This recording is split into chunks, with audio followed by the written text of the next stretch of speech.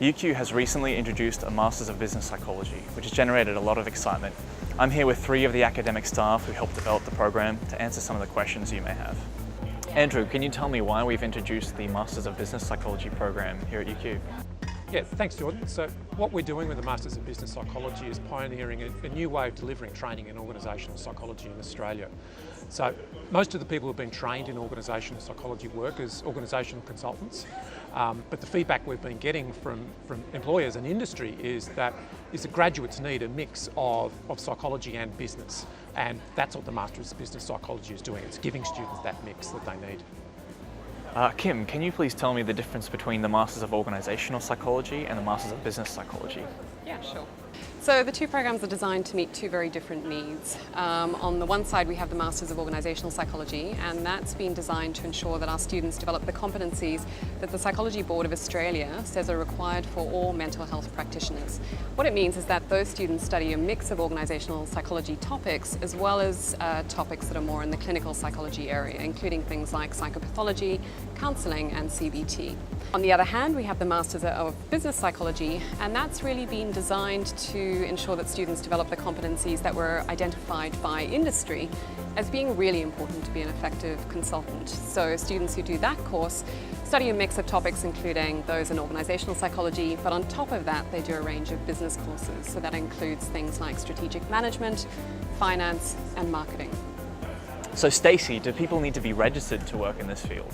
Whether there's a benefit to being registered really depends on the kind of career that you want.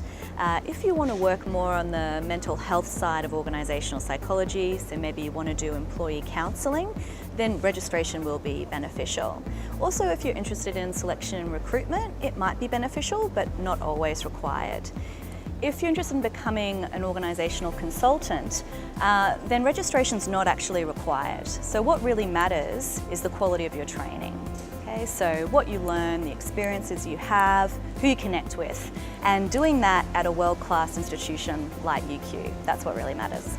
All right, so Andrew, if I was tossing up between the Masters of Organisational Psychology and the Masters of Business Psychology, how would I know which one is right for me? Well, it really depends on the type of career you want. If you want to work as a health practitioner delivering mental health services to clients in occupational settings, then the Master of Organisational Psychology is right for you. If you want to be an organisational consultant working to improve individual, group, organisational effectiveness, then the Master of Business Psychology is right for you. So really this program is all about giving people more choice. Well, the MVP program gave me the opportunity to develop business skills and business knowledge for a professional environment. So at the moment I'm adapting high-level strategy techniques and stakeholder engagement to establish a workforce plan in rural and remote communities. So I chose to do the MVP program here at UQ because of its real-world practicality.